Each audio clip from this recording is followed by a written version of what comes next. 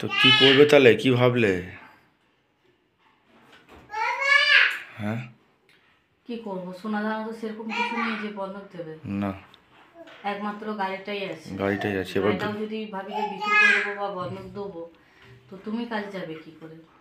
সেটা তো অবশ্যই, আমারও তো কাজে যাওয়া অসুবিধা হয়ে যাবে, কিন্তু এই সিচুয়েশনে যা লোন হয়ে গেছে, লোনগুলো তো ধরো বাড়িতে রিকভারি এজেন্ট আসছে, তারাও তো শুনবে না, না। এবার লোন তো কেউ ধরো শখে পড়ে নেয় না। তখন আমাদের সিচুয়েশান এমনই ছিল, এখনও যেটা আছে, আমাদের ইনকামটা হচ্ছে কম আর খরচা হচ্ছে বেশি। তাহলে সেই জায়গায় দাঁড়িয়ে আমরা ভেবেছিলাম যে একটু লোনটা নিলে ভালোভাবে হয়তো চলতে পারবো। ভালোভাবে চলবে। কিন্তু একের পর এক লোন চেপে গেছে, আমরা বুঝতে পারিনি আজকের ডেটে দাঁড়িয়ে এই জায়গায় চলে এসেছে। আজকে 10-12 হাজার টাকা ইনকাম, কিন্তু খরচা আমাদের 30 হাজার টাকা।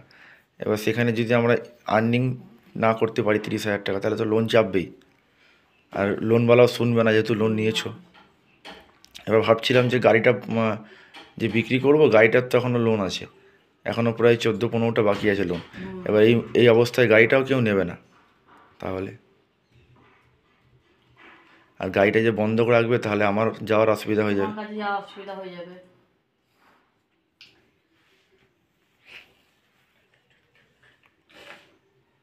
কি করবো সেটাই তো বুঝতে পারছি না।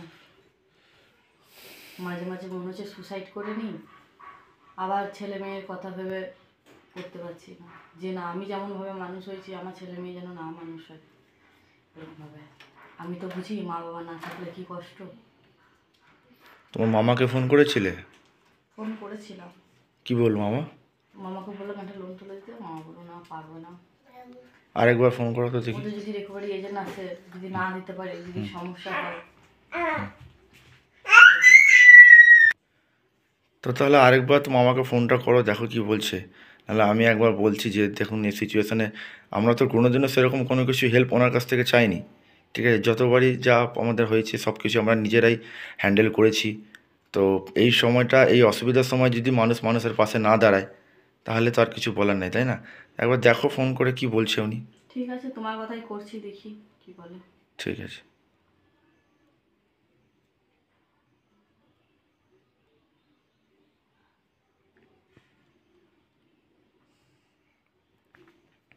হ্যালো মামা, একটা কথা ছিল,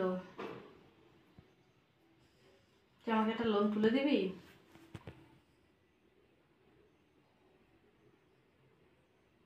শুনতে পাচ্ছিস না? যে একটা লোন তুলে দিলে খুব ভালো হতো, এখন যা অবস্থা। দেবে না? কি বলছে? আমি আমি একটু কথা বলে দেখি। তুমি ধরো ক্যামেরাটা। মামিকে দিচ্ছে। মামিকে দিচ্ছে? দেখি ধরো ক্যামেরাটা, আমি একটু কথা বলি। হ্যাঁ মামি। হ্যাঁ, বলছিলাম যে আমার এখন সিচুয়েশন খুব খারাপ, বুঝতে পেরেছেন তো। একটা লোন তুলে দিলে ভালো হতো, তাহলে আমাকে গাড়িটা বন্ধক রাখতে হতো না। এবার গাড়িটা বন্ধক দিলে ধরুন আমার অসুবিধা হয়ে যাবে না, আমি কাজে যাওয়া আসা করবো, তাহলে আমাকে টোটো করে কত যাবো, তাই না? এটা লোন তুলে দিলে খুব সুবিধা হতো। আমি কিস্তি টানতাম, কিস্তি আপনাদেরকে টানতে হবে না, আমি টানবো। এটা তুলে দিলে ভালো হতো। দেখুন বিপদের সময় আমার তো মনে হয় যে মানে কাছের লোকই থাকে। হ্যাঁ, এবার আপনারা যদি বলেন যে না, এবার আপনার ভাগ্নি আপনাদের কাছে ছোটোবেলা থেকে মানুষ হয়েছে, এখন বিপদের সময় আপনারা যদি হাত তুলে দেন, যদি না দেন, তাহলে কী করা হবে? পারবেন না? আচ্ছা, ঠিক আছে তাহলে। আরেকটা কথা বলছি যে ধরুন আপনাদের যে সামনে জামাই ষষ্ঠী আছে, তারপরে দশহরা পুজো আছে, তাহলে আমার আমার কাছেও কিছু আশা রাখবেন না? কারণ দেখুন, আমি ছেলে মেয়ে নিয়ে যাবো কী করে? টোটো করে যাওয়া সম্ভব নয়। পুজো দিয়ে আস্তে আস্তে তো রাত হয়ে যাবে, আর রাত্রেবেলা ওইখান থেকে আমি টোটো পাবো না। আজকে আমার খারাপ পরিস্থিতি যাচ্ছে, আপনারা পাশে দাঁড়াচ্ছেন না। ভগবানের আশীর্বাদে, ঈশ্বরের আশীর্বাদে একদিন তো আমার ভালো অবস্থা আসবেই, তাই না? আচ্ছা, মানে মানে তুলে দিতে পারবেন না তো? ঠিক আছে, ঠিক আছে, ঠিক আছে। না, ওরাও তুলে দেবে না বলছে, কথা বললাম। ওরাও লোন তুলে দেবে না। ওদের একটাই বক্তব্য যে তোমাদের যা কিস্তি চলছে সেটাই চালাও, এখন আমরা তুলে দিতে পারবো না।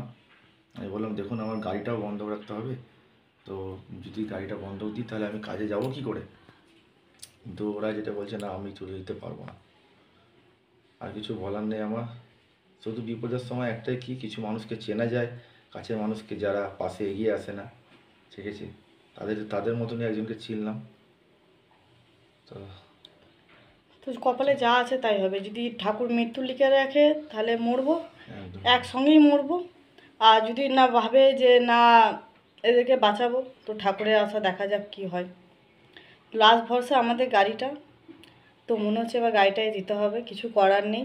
এছাড়া কি করবো, এছাড়া তো আমাদেরকে তো তো দেখো কেউ যদি চলতে হবে। বন্ধক নেয় বা বিক্রি আর কি ইএমআই এ গাড়ি, জানি না কে নেবে না নেবে, তবুও যদি কেউ নেয়, তাছাড়া তো উপায় নেই। তাছাড়া তো উপায় নাই, কারণ 34টার মতন ইএমআই, আমরা প্রায় 18টা 19টা মতন দিয়েছি, এখনও প্রায় 12টা মতন বাকি আছে, ঠিক আছে। তো দেখা যাক কী হয়, কী করি। আর ভালো লাগছে না, বেশি কথা বলতেই না ভালো লাগছে না। তুমি কি বলছো বলো? আমি আর কি বলবো, আমি কিছু বলার নেই আমার। এক এক সময় এমন যখন ছেলে মেয়েকে জন্ম দিয়েছি মরবো তো না, অবশ্যই মরতে তো পারবো না, কারণ ওদেরকে অনাথ আমাদের করবো না গো। আমাদের হ্যাঁ, যদি আমার কিছু মা বাবা যেমন ভাবিনি আমার কথা, হ্যাঁ নিজে মারা গেছে আমাকে এই অবস্থায় ফেলে। হ্যাঁ দিদিমা ছোটো থেকে মানুষ করেছে, ঠিক আছে। মা বলেছিল, দিদিমা বলেছিল যে আমি মরে যাওয়ার পর সবাইকে চিনবি, সবাইকে বুঝবি। আমি সেই জিনিসটাই এখন রিয়েলাইজ করছি যে হ্যাঁ একটা গাছ থাকা কত ভালো। গাছটা মরে গেলে সেই গাছটাকে সারা জীবন আঁকড়ে রাখা যায় না অবশ্য, কিন্তু গাছটা মরে যাওয়ার পর বোঝা যায় যে কে কেমন। তো যাই হোক, আর বিশেষ কিছু বললাম না, কথা বলতেও ভালো লাগছে না। চলো বন্ধুরা, রাখছি।